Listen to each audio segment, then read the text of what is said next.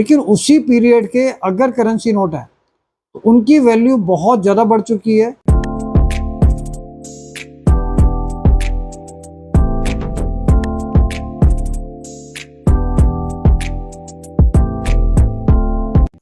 दोस्तों नमस्कार, royal arts and numismatic gallery रंग के यूट्यूब चैनल पर आपका स्वागत है। दोस्तों आज हम बात करेंगे उन नोट्स की जो हमारी नॉलेज में हैं और अभी भी रेयर हैं और पहले भी रेयर थे और आने वाले टाइम में और बहुत ज़्यादा रेयर होने वाले हैं। तो आज हम बात कर रहे हैं ब्रिटिश पीरियड में नोट्स की, करेंसी नोट्स। तो दोस्तों इसके पीछे कहानी क्या है कि जब ब्रिटिश पीरियड शुरू हुआ था, आप ये मानकर चलिए कि सिक्के का इतिहास तो लगभग 2,500 से 3,000 साल पुराना है कि करेंसी में सिक्के ही चलते थे, नोट नहीं चलते थे। नोट का जो पीरियड था वो बहुत बाद में शुरू हुआ था, क्योंकि जब लोगों ने, राजाओं ने सिक्के बनाने शुरू किए तो हर आदमी के माइंड में एक ही बात होती थी कि क्या उसकी मेटल वैल्यू, जिस चीज़ का वो सिक्का बना हुआ है, उस समय में जो चीज़ों की वैल्यू होती थी, क्या उसकी मेटल वैल्यू उसके आसपास है या नहीं है। तो सबसे पहले जो हायर डिनोमिनेशन के सिक्के होते थे वो गोल्ड के होते थे और जो लोअर डिनोमिनेशन के होते थे वो चांदी के होते थे। तो सोने और चांदी के सिक्के उस समय की जो वैल्यूशन होती थी उसके हिसाब से लोगों को ये पता होता था कि अगर ये सिक्का 1 रुपये का है तो इसकी मेटल वैल्यू, मतलब चांदी की वैल्यू, उस समय की चांदी की वैल्यू के हिसाब से एक अप्रोक्सीमेट चल रही है। तो अगर वो करेंसी नहीं भी है तो मेटल वैल्यू उसकी होती थी। तो वो सिक्के सोने और चांदी के होते थे। लेकिन उस टाइम या उससे पहले जब भी कोशिश की गई कि करेंसी को निकाला जाए, नोटों को निकाला जाए, तो लोगों में भरोसा ही नहीं होता था कि ये कागज़ जो है क्या उतना वैल्यूबल है कि जो करेंसी के हिसाब से हम इसमें इतने पैसे सोच कर चलें। तो नोट का एक्सेप्टेंस बहुत कम होता था। लोग कोशिश ही नहीं करते थे कि नोट लिया जाए, कि करेंसी को यूज़ किया जाए। वो हमेशा कॉइन्स को ही प्रेफर करते थे और सबके माइंड में एक ही बात होती थी कि ये नोट की वैल्यू नहीं होगी और ये कॉइन की वैल्यू हमेशा से रहती थी, क्योंकि उसमें एक मेटेलिक वैल्यू हमेशा से होती थी। और ये चीज़ें आज भी हैं, लेकिन हम सब लोग आज की डेट में हैबिचुअल हो गए हैं करेंसी के, क्योंकि गवर्नमेंट उस पर मेंशन करती है कि वो जिम्मेवार है उतने पैसों के लिए। तो इसमें जैसे 1 रुपये से लेके 1,000, 2,000, 5,000, 10,000 के भी नोट आते थे, ब्रिटिश पीरियड में भी आते थे। 5,000 और 10,000 का ब्रिटिश पीरियड में भी नोट आता था। तो ब्रिटिश पीरियड में डिमांड एंड सप्लाई, जो कॉइन्स की क्वांटिटी थी उसकी रेशो में नोट्स की क्वांटिटी बहुत कम प्रिंट होती थी, क्योंकि कॉमन सर्कुलेशन में वो नोट बहुत कम चलते थे। बहुत कम लोग ऐसे होते थे जो नोट को प्रेफर करते थे, इसलिए कॉइन्स बहुत ज़्यादा आते हैं। ब्रिटिश पीरियड के आपने देखा होगा 1 रुपये के कॉइन बहुत बड़ी क्वांटिटी में आते हैं।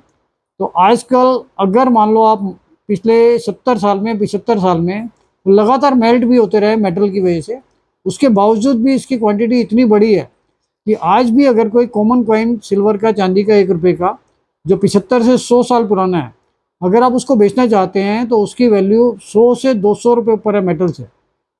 मतलब उसमें प्रीमियम आज भी बहुत ज़्यादा नहीं है। लेकिन उसी पीरियड के अगर करेंसी नोट है तो उनकी वैल्यू बहुत ज़्यादा बढ़ चुकी है। आप मानकर चलिए कि ब्रिटिश पीरियड का जो 1 का नोट आता था वो काफ़ी लंबे 1917 से शुरू हुआ था करीब, और उसमें अलग अलग गवर्नर आए थे, अलग अलग फाइनेंस सेक्रेटरी उस पीरियड में।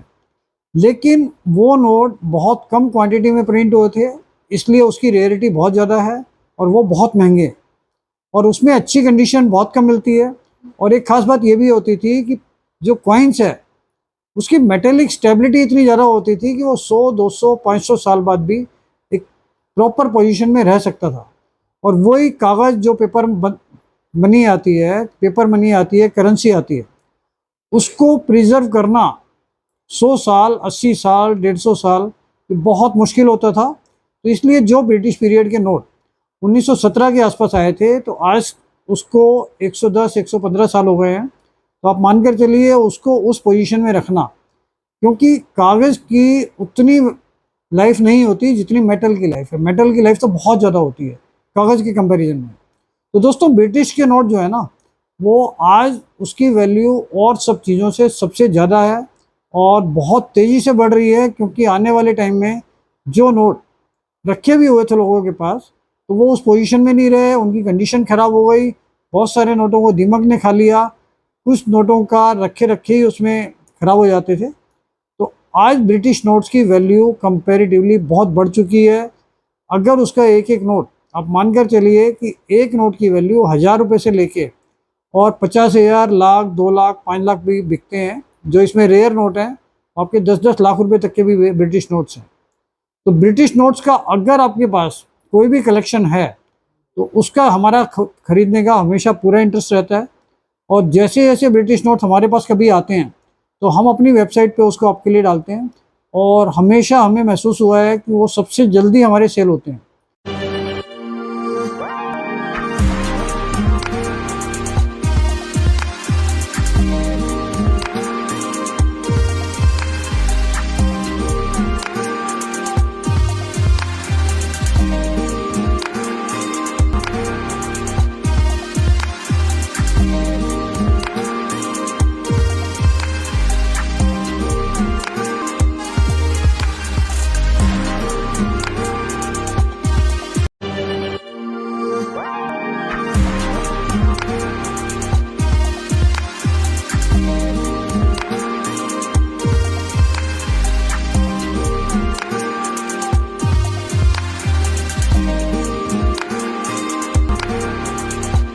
तो ब्रिटिश नोट्स का कलेक्शन अगर आप करना चाहते हैं, लेकिन सोच समझ के कीजिए। उसमें बहुत सारे लोग ब्रिटिश नोट की फ़ोटोकॉपी निकाल के और या उसका डुप्लीकेट बनाने का तरीका भी लोगों का हमने रियलाइज़ किया है, क्योंकि हम काफ़ी लंबे टाइम से इस काम में हैं, कि पुराने स्टाम्प पेपर के ऊपर फ्रंट और बैक पे वो बहुत अच्छी प्रिंटिंग क्वालिटी लेके और उसको ओरिजिनल नोट करके मार्केट में सेल कर देते हैं।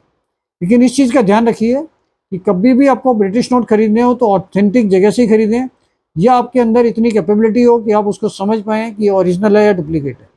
क्योंकि पुराने स्टाम्प पेपर मिल जाते थे, तो पुराने पेपर पे प्रिंट करके जल्दी से लोगों को जजमेंट नहीं होता, और या फिर नॉर्मल प्रिंटिंग कर भी मैंने उसको देखा है कई बार कि ब्रिटिश के नोट बेचे जाते हैं मार्केट में, और कुछ लोग जिनको समझ नहीं होती वो उसको खरीद लेते हैं। तो ब्रिटिश नोटों का कलेक्शन अपने आप में एक यूनिक और रेयर कलेक्शन है। अगर आपका इंटरेस्ट हो तो उसमें आपको करना चाहिए एज एन इन्वेस्टमेंट और शौक के हिसाब से भी, और आने वाली रेयरिटी के हिसाब से भी ये चीज़ बहुत अच्छी है।